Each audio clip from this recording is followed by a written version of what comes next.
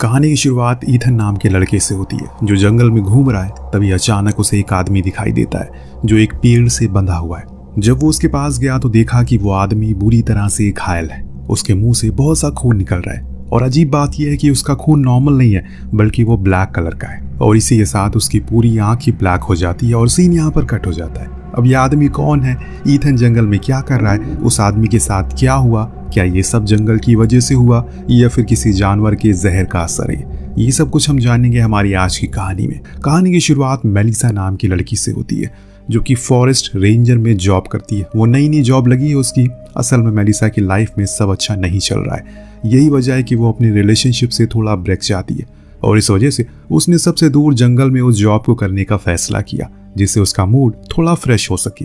रास्ते में वो एक कार से अकेले अपनी जॉब की लोकेशन पर जा रही है। तभी उसके बॉयफ्रेंड जेक का मैसेज आता है। वो उससे कह रहा है कि वो अपनी लाइफ से भाग नहीं सकती और उसे सब कुछ फेस करना ही होगा। जिसके बाद वो उसे ये भी कहता है वो उसे प्यार करता है। हालांकि उस वक्त मेलिसा काफी फ्रस्ट्रेटेड होती है और वो गाड़ी चलाते चलाते उसे रिप्लाई करने लगती है। लेकिन तभी अचानक एक आदमी बीच रोड में आ जाता है जिससे वो घबरा जाती है और एकदम से गाड़ी रोकती है। लेकिन जब वो बाहर आती है तो वो आदमी वहां से गायब, जिसे एक पल के लिए उसे लगता है कि उसका ये वहम होगा। लेकिन तभी अचानक वो आदमी फिर से वहां पर टपक पड़ता है। अब देखने में वो एक हंटर जैसा लग रहा था, लेकिन जब वो उसे बात करने की कोशिश करती है तो वो उसे रिप्लाई नहीं करता और कहता है कि उसके बॉस ने उसे बात करने के लिए मना किया है। ये सुनकर उसे थोड़ा अजीब लगता है। लेकिन तभी वहां पर दो और हंटर आ जाते हैं जिनके लीडर का नाम डेल था। डेल मेलिसा से कहता है उसने अपने लोगों को रोड से दूर रहने के लिए कहा था पर वो सुनते ही नहीं। खैर अब मेलिसा उनसे कहती है कि वो लोग ऑफ सीजन में हंटिंग नहीं कर सकते, जिस पर डेल कहता है वो लोग तो बस अपने हथियारों की टेस्टिंग कर रहे थे। ये सुनकर वो उन्हें जाने देती है और खुद आगे जाने लगती है। तभी अचानक सामने से एक गेट आता है जिसे वो अपनी कार क्रॉस करने के लिए खोलती है। लेकिन तभी एक बड़ी कार उसके पीछे आकर खड़ी हो जाती है जिससे मेलिसा तुरंत गेट बंद कर देती है। अब कुछ देर तक वो वहीं खड़ी रहती है और उसमें से कुछ लोग हंसने की आवाजें आती है जिससे वो थोड़ा घबरा जाती है क्योंकि वो वहां पर अकेली थी। हालांकि कुछ देर में वो लोग वहां से चले जाते हैं और ये देखकर मेलिसा भी आगे जाने लगती है। कुछ ही देर में वो अपनी वर्क लोकेशन पर पहुंच जाती है जो होता है लैंटन रिज का टावर। बेसिकली वो एक रेंजर थी जिसे लैंटन रिज से सुबह शाम रिपोर्ट करना था। अब टावर पर पहुंचते ही उसे लास्ट रेंजर बिली मिलता है जो पिछले 30 दिन से ड्यूटी कर रहा था। वो मेलिसा को बताता है कि वहां पर 24 घंटे रनिंग वाटर नहीं आता। ये कहकर वो फटाफट वो कार लेकर निकल जाता जो मेलिसा लेकर आई थी। उसे देखकर ऐसा लग रहा है कि मानो वो वहां से जाने की बहुत जल्दी में था। खैर अब जाते हुए बिली कहता है उस जगह पर अजीब अजीब चीजें दिखाई देती है तो अच्छा होगा कि मेलिसा उन सब पर ध्यान ना दे। ये सब सुनकर उसे फिलहाल कुछ भी समझ नहीं आता।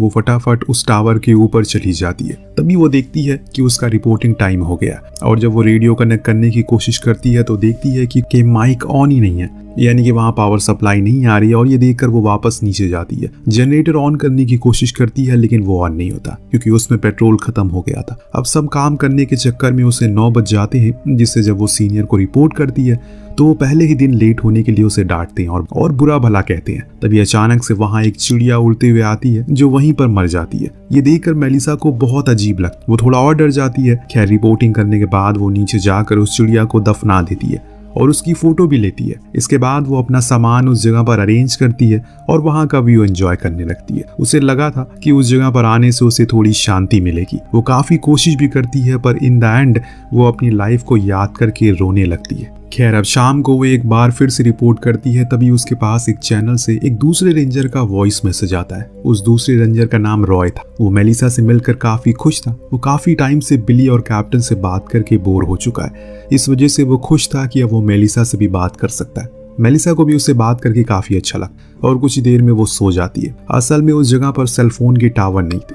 इस वजह से वहां कोई भी फोन इस्तेमाल नहीं कर सकता। खैर अब रात में मेलिसा सो रही होती है।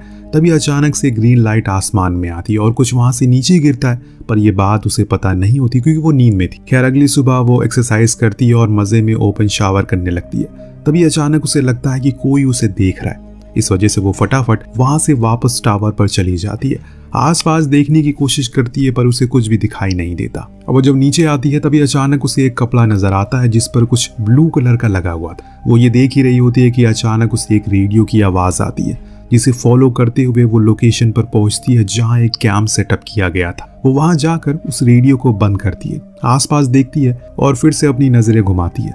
तभी अचानक से एक लेडी आकर उसके पीछे खड़ी हो जाती है, जिससे मेलिसा घबरा जाती है। वो लेडी बार बार कह रही थी उसके पास वो चीज नहीं है, लेकिन यहाँ मेलिसा को कुछ भी समझ नहीं आ रहा है कि तभी अचानक वो नोटिस करती है कि उस लेडी के पैर बुरी तरह से जल चुके हैं, जिसका मतलब था वो अब किसी भी वक्त हाइपोवोलेमिक शॉक में आ सकती है।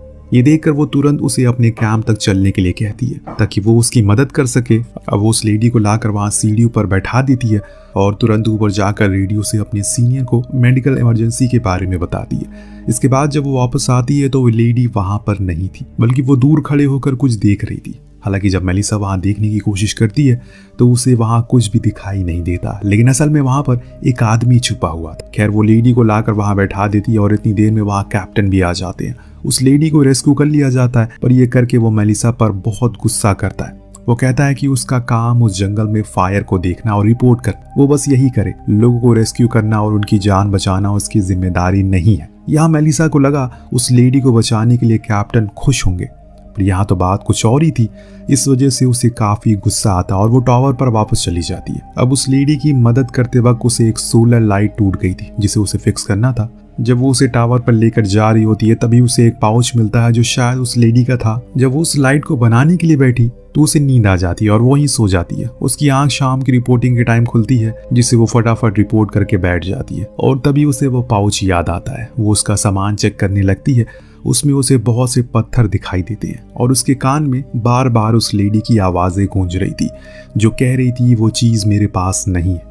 अब उस पाउच में बहुत से अलग अलग टाइप के पत्थर थे जिन्हें वो देखने लगती है। उन पत्थरों में एक अलग सा ग्रीन कलर का पत्थर था, लेकिन मेलिसा उसे कुछ खास नोटिस नहीं करती। खैर उस रात जब वो रॉय से बात करती है तो वो उसे अपने साथ हुए इंसिडेंट के बारे में बताती है, ये भी कि कैप्टन भले ही उसे कुछ भी कहे लेकिन आज उसे एक हीरो जैसा फील हुआ। अब वो लोग बात कर रहे होते हैं कि तभी वहां जोर जोर से हवा चलने लगती है, एक तूफान जैसा आने लगता है जिसे लेकर मेलिसा काफी एक्साइटेड रहती है। वो रॉय से बात कर रही होती है तभी पता नहीं कैसे जनरेटर बंद हो जाता है और लाइट चली जाती है, जिस पर वो गाना सुनने की कोशिश करती है, लेकिन तभी उसका फोन भी डेड हो जाता है और तभी अचानक रेडियो अपने आप ऑन हो जाता है। उसे लगता है कि शायद वो रॉय है, पर वो रेडियो बार बार बंद होकर ऑन होता रहता है। उसे कुछ अजीब सी आवाजें आती है जिससे वो डर जाती है। खैर अब इसी तरह सुबह हो जाती है।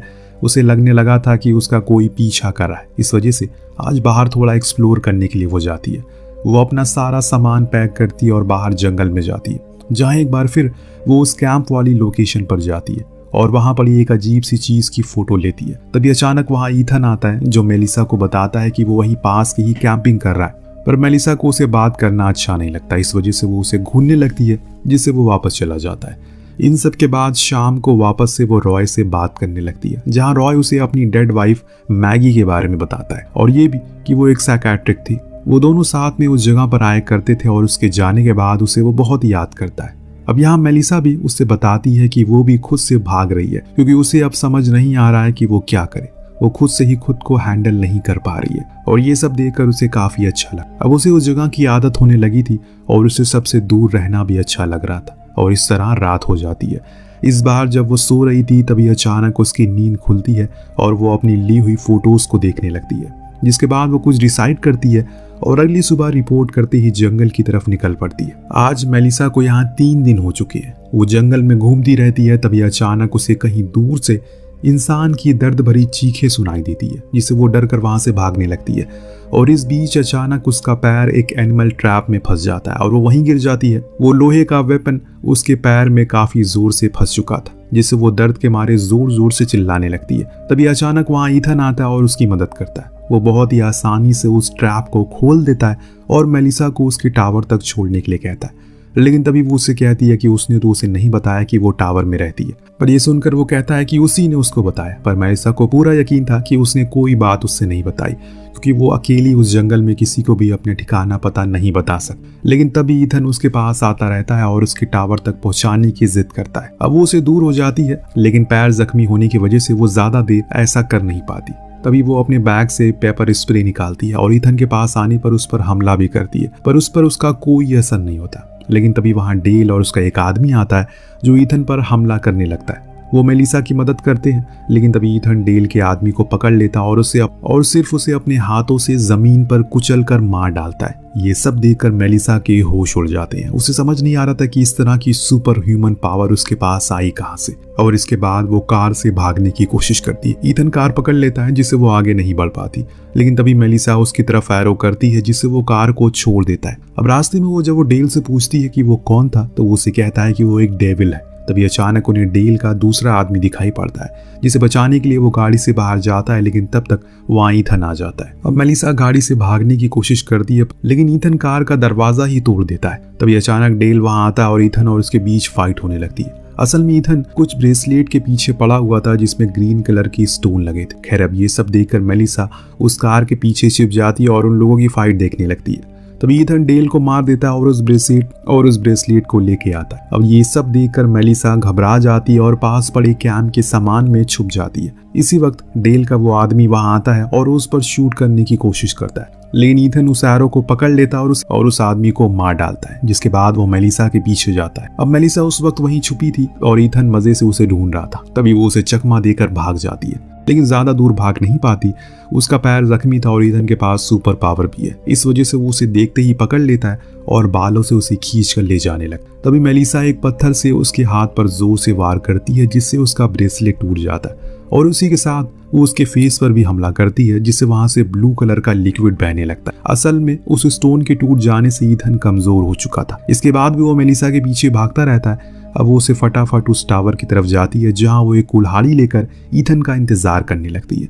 लेकिन तभी वहां पर रॉय आ जाता है और इससे पहले कि वो उसे कुछ समझा पाती, वहां ईथन पहुंच पड़ता है। वो रॉय को वहां से नीचे फेंक देता है और उस टावर में वो पत्थर ढूंढने लगता है। पर ये सब देखकर मेलिसा को काफी गुस्सा आता है। वो वहां रखे पत्थरों को नीचे फेंक देती है, जिससे ईथन भी उसके पीछे जाता है। तभी मेलिसा भी कुल्हाड़ी लेकर नीचे जाती है और रॉय को देखने लगती है। अब बहुत ढूंढने के बाद वो पत्थर ईथन को नहीं मिलता। तभी मेलिसा उसे कुल्हाड़ी फेंक कर मारती है, जिससे वो वहीं गिर जाता है और उस वक्त तक रॉय भी मर चुका था।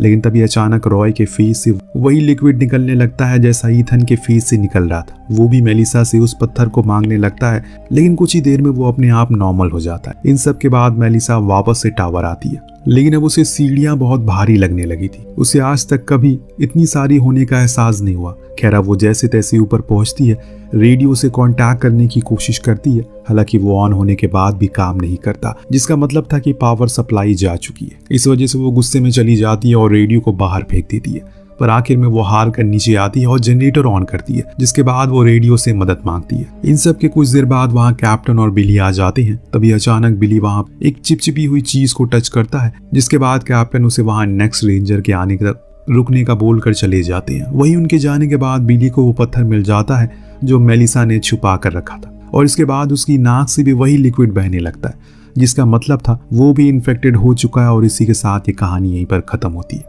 अब बेसिकली दोस्तों, इस कहानी में जो पत्थर है वो ही एक सुपर नेचुरल फिनोमेना का कॉज है। ऐसा मान सकते हैं कि वो लोगों के अंदर किसी तरह का इन्फेक्शन कर रहा है और उन्हें पावर के लिए मैनिपुलेट कर रहा है, और ये इन्फेक्शन बड़ी आराम से बाकी लोगों में फैल रहा है।